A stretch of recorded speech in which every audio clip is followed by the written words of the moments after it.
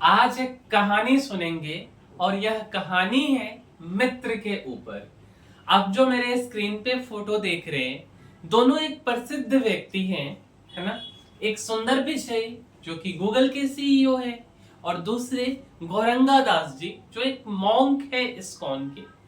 दोनों सेम ही बैच से पढ़े हैं, सेम ही क्लास से पढ़े हैं। जब हाल ही में इन दोनों ने मिला तो एक का कहना था, गौरंगा दास जी महाराज का कहना था कि यार जब सुंदर पिचाई जी का उधर से कमेंट आया कि आप तो मेरे से यंग दिखते हो, तो गौरंगा दास जी महाराज का कहना था कि you deal with Google and I deal with God. ठीक है, that's why I am too young. Okay, तो यार एक कहानी है, चलिए कहानी पे आते हैं और इससे हम क्या सीखते हैं। तो मेरे भाई क्या होता है ना कि कंफर्ट जोन ना बहुत ही खराब चीज होता है।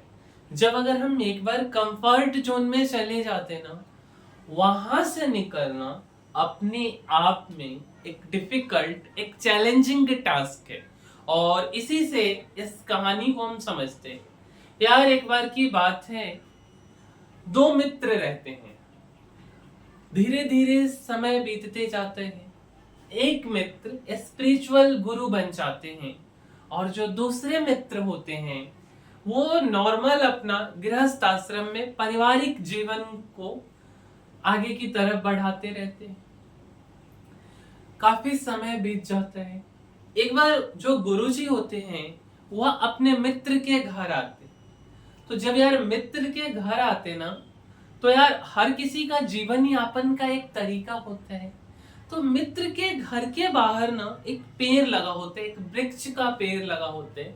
और उस वृक्ष से जो फल आता है ना, उस फल को, फलियां को उनके मित्र बेचते हैं और उससे जो पैसा आता है उस पैसा से उनके मित्र जीवन यापन करते रहते हैं। अब क्या होता है ना कि मित्र भी अकेले नहीं है, मित्र भी तीन भाई हैं। तीनों भाई का यही काम रहता है। फिर क्या होता है, जिस दिन वह गुरुजी आते हैं अपने मित्र से मिलने, तो उस दिन भी यही प्रोसेस होता है। फल को तोड़ा जाता है, बाजार ले जाया जाता है और बेचा जाता है। बट संजोग बस उस दिन बहुत ज्यादा आमदनी नहीं हो पाती है। और इतना ही आमदनी होता है जितना आमदनी से केवल दो व्यक्ति का राशन जो है चलाया जा सके। बट भोजन करना है चार लोगों का, तीन मित्र और मित्र के भाई, एक गुरुजी। अब यार जब खाना का बारी आता है तो एक बोलता है कि मुझे किसी काम से बाहर जाना है, एक बोलता है मुझे भूख नहीं है, मैं बाद में खा लूंगा। तो फिर क्या होता है ना कि गुरुजी इस चीजों को समझ जाते हैं। उस समय तो गुरुजी और उनके जो मित्र होते हैं वह खा लेते हैं। दोनों भाई किसी न किसी बहाना कर करके वहां से निकल जाते हैं।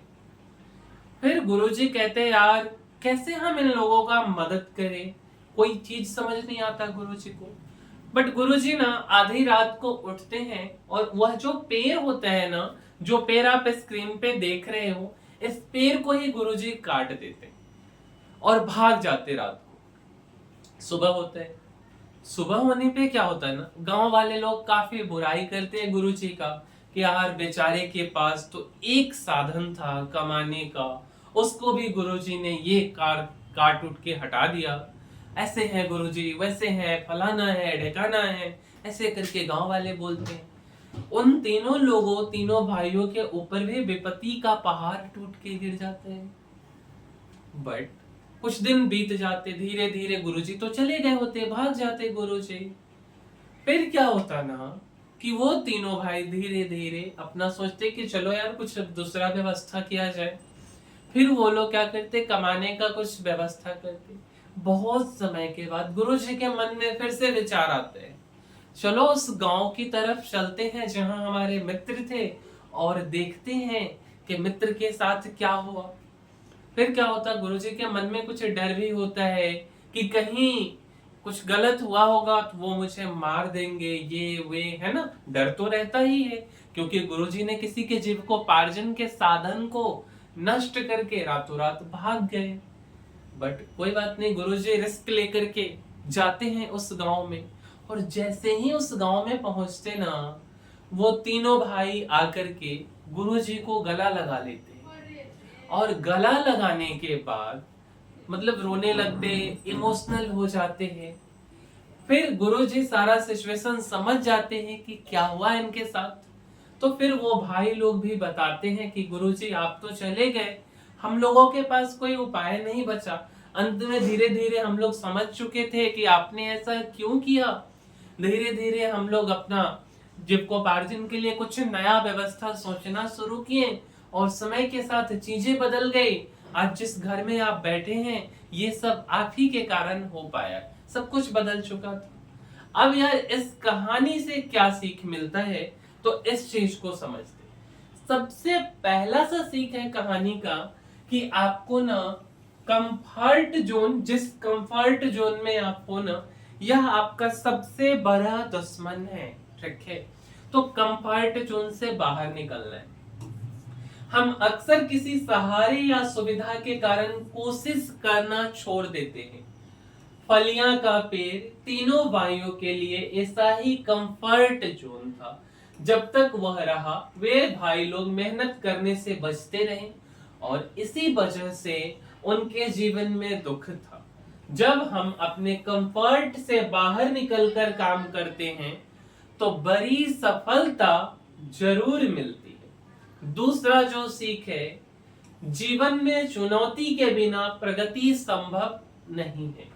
संत के द्वारा पेड़ काटना एक बड़ा झटका था, लेकिन उसी ने भाइयों को आत्मनिर्भर बनने की राह दिखाई। जब तीनों भाइयों के सामने जीविका चलाने की चुनौती आ गई, तब उन्होंने काम करना शुरू किया और जब काम किया तो उनका जीवन बदल गया। तीसरा जो सीख है इस कहानी का, असली मदद वह होती है जो व्यक्ति को आत्मनिर्भर बना दे। ठीक है, संत ने मित्र को पैसे देकर या खाना खिलाकर नहीं, बल्कि उनके जीवन की सोच बदलकर मदद की। संत चाहते तो कुछ आमदनी में से अपने मित्र को दे देते कि लो भाई 2-4 दिन और अपना जीविकोपार्जन कर लो, बट संत ने उस समस्या को जड़ से ही साफ कर दिया। और यही सच्ची मदद होती है। हमें भी खुद को और दूसरों को आत्मनिर्भर बनाने की कोशिश करनी चाहिए। उसके बाद चौथा जो है, असफलता या संकट सफलता के द्वार बन सकते हैं। कई बार जीवन में कठिनाइयां हमें मजबूर करती है सोचने और कुछ नया करने के लिए। ऐसा समय असहज जरूर होता है, लेकिन इस समय का सामना करके ही हम भविष्य बदल सकते। और कहीं ना कहीं यह बहुत ही सही बात है। यार कहना आसान होता है किसी के लिए भी कि कोई बात नहीं, बट यार जिसके ऊपर बीतता है उसके लिए मुश्किल होता है। बट यार जब तक आप उनसे बाहर निकलने का कोशिश नहीं करोगे तब आप कैसे निकलोगे।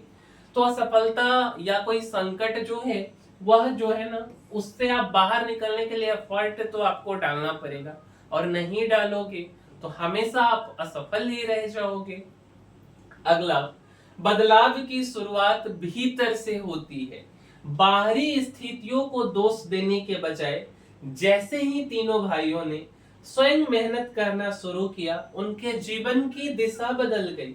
अगर हम जीवन में कुछ बदलाव चाहते हैं तो इसकी जो शुरुआत है ना, वो हमें ही करनी होती है। कोई अगल बगल से आकर के आपके जीवन को बदलने की शुरुआत नहीं करेंगे।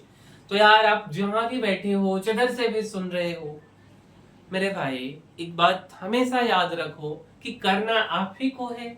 आज करो या कल करो, अपनी स्थिति आप ही को बदलनी है, कोई दूसरा नहीं बदलेगा। तो क्यों ना कल की बजाय हम आज से और अभी से प्रयास शुरू करें, क्योंकि एक छोटा छोटा सा प्रयास जो है एक बड़ा सफलता का कारण बनता है।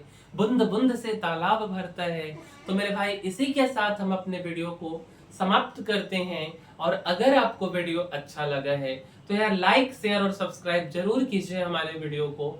मिलते हैं अगले वीडियो में, तब तक के लिए धन्यवाद।